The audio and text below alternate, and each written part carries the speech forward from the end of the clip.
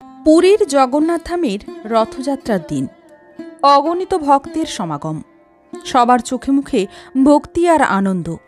সুদূর গ্রাম থেকে আসা পুণ্যার্থীরা কয়েকদিনের পথ হেঁটে এসেছেন শুধু এই মহাযজ্ঞের সাক্ষী হতে। রথের দড়ি টানার জন্য অধীর আগ্রহে অপেক্ষা করছে সবাই। বাতাসের প্রতিটি কণায় যেন জয় জগন্নাথ ধ্বনি মিশে আছে। এমন সময় এক লিকলিকে নোংরা রাস্তার কুকুর ভিড়ের মধ্যে দিয়ে এগিয়ে এলো। হয়তো সেও এই মহাযজ্ঞের অংশ হতে চেয়েছিল, বা কৌতূহলবশত রথের পবিত্র দড়িটি ছুঁয়ে দিল। তার এই নিরীহ কর্মকাণ্ড অনেকেরই চোখে পড়ল, কিন্তু তার এমন স্পর্শ দেখে পুণ্যার্থীদের মধ্যে যেন আগুন জ্বলে উঠল। একদল লোক যারা নিজেদেরকে অত্যন্ত ধার্মিক বলে মনে করতেন, তারা কুকুরটির দিকে তেড়ে গেল। একজন পুণ্যার্থী ক্ষিপ্ত স্বরে গালাগালি দিতে দিতে বলল, হারে যা যা যা, নোংরা কুকুর, রথের দড়ি অপবিত্র করলি, দূর হয় এখান থেকে। আরেকজন হাত উঁচিয়ে পাথর ছুঁড়ে, মার শালাকে, ভিখিরি কোথাকার, জগন্নাথের রথকে অপবিত্র করতে এসেছে, তোর সাহস কি করে হয়? কয়েকজন যুবক লাঠি হাতে কুকুরটির দিকে এগিয়ে গেল। কুকুরটি ভয়ে কুঁকড়ে গিয়ে আর্তনাদ করতে করতে দূরে সরে গেল।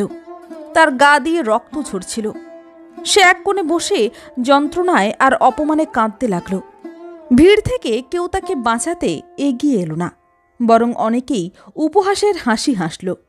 কুকুরটিকে তাড়িয়ে দেওয়ার পর রথ টানার প্রস্তুতি আবার শুরু হলো। হাজার হাজার শক্তিশালী হাত রথের মোটা মোটা দড়ি ধরল। জয় জগন্নাথ ধ্বনিতে আকাশ বাতাস মুখরিত হয়ে উঠল। পুরোহিতেরা শঙ্খ বাজালেন, ঢাক ঢোল বেজে উঠল। সবাই মিলে প্রাণপণে টানতে শুরু করলেন রথের দড়ি। কিন্তু এ কি, রথের চাকা এক ফোঁটাও নড়ল না, 1 ইঞ্চিও এগিয়ে গেল না। সবাই অবাক হয়ে গেল। এত লোক, এত শক্তি, এত ভক্তি, তবুও রথ অনড়। পুরোহিতেরা আতঙ্কিত হয়ে পড়লেন। তারা মন্ত্রপাঠ করতে লাগলেন। সেবকেরা আরও জোরে টানার নির্দেশ দিলেন। 1 বার নয়, 10 বার টানো, জয় জগন্নাথ বলো। কিন্তু যতই টানা হোক না কেন, রথ যেখানে ছিল সেখানেই রইল। ভিড়ের মধ্যে গুঞ্জন শুরু হলো। হতাশা আর ভয় গ্রাস করতে লাগলো সবাইকে। অনেকের চোখে মুখে তখন ভয়ের ছাপ, চোখে প্রশ্ন। একজন বৃদ্ধা কাঁপা কাঁপা স্বরে ভিড় থেকে এগিয়ে এলেন। হে কি হলো, রথ কেন নড়ছে না? জগন্নাথ কি আমাদের উপরে রুষ্ট হয়েছেন? অন্য একজন হতাশ হয়ে বললেন, আমরা কি কোনো ভুল করেছি? আমরা কি কোনো পাপ করেছি যা জগন্নাথের রথ আটকে দিল? সবাই যখন হতাশায় মুষড়ে রথের দড়ি ছেড়ে পাশে বসে পড়েছিল, আর ঠিক তখনই মন্দিরের প্রধান পূজারী এক ভয়াবহ অথচ অলৌকিক দৃশ্য দেখলেন।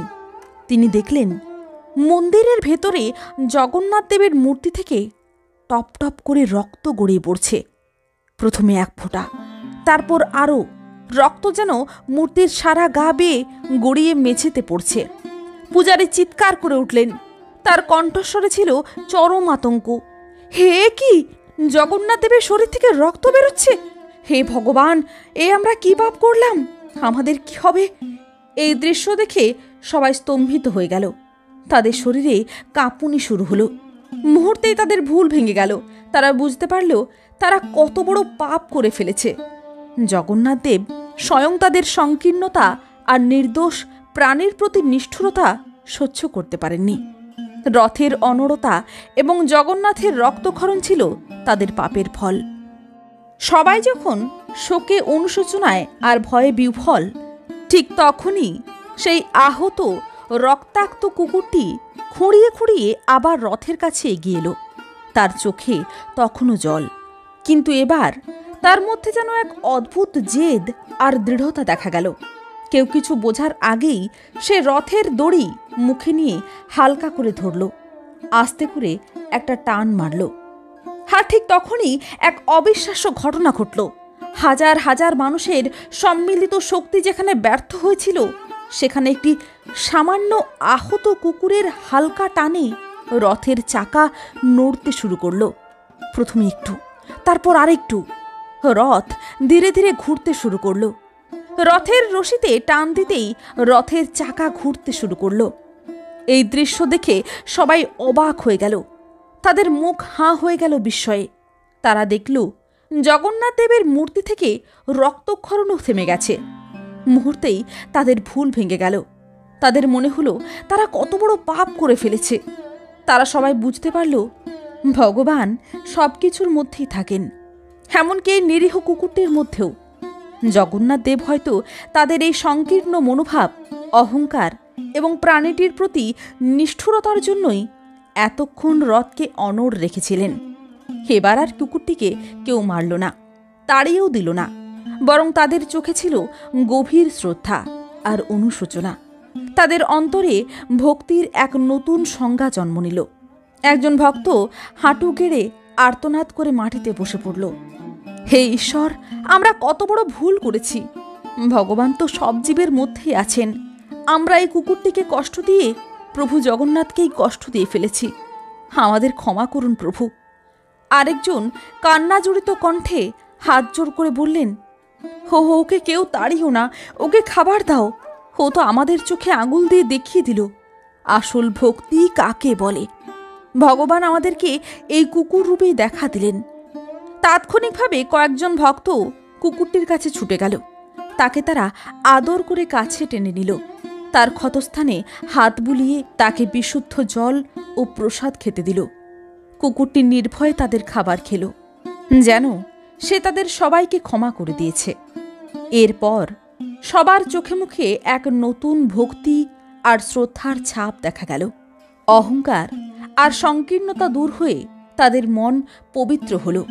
তারা সমস্বরে জয় জগন্নাথ, জয় জগন্নাথ ধ্বনি দিতে দিতে রথের দড়ি টানতে শুরু করল। আর এবার রথ বিনা বাধায় চলতে শুরু করল। সেই রক্তাক্ত কুকুরটিও রথের পাশেই হাঁটতে লাগল। সেও যেন এই মহাযাত্রার এক গুরুত্বপূর্ণ অংশ। এই অলৌকিক ঘটনা পুরীর ইতিহাসে এক চিরন্তন দৃষ্টান্ত হয়ে রইল। মানুষ বুঝল, বাইরের রূপ বা জাত দেখে কাউকে বিচার করা উচিত নয়। ভক্তিতে উঁচু নিচু, ধনী গরিব বা প্রাণী মানুষের কোনো ভেদ নেই। জগন্নাথ দেব সবার, আর তার কৃপা সবার জন্য। এই অলৌকিক ঘটনা সবার মনে গেঁথে গেল। আর এরপর কেউ আর কোনো গরিব অসহায় মানুষকে বা পশুকে উপহাস বা অসম্মান করার সাহস পেল না। এই ঘটনা প্রমাণ করল যে প্রকৃত ভক্তি ভেদাভেদ মানে না, আর ঈশ্বরের দৃষ্টিতে সকল প্রাণী সমান। সবাই মিলে একবার জোরে বলুন, জয় জগন্নাথ। বন্ধুরা, গল্পটি কেমন লাগলো অবশ্যই আমাকে কমেন্ট করে জানাবেন। ধন্যবাদ।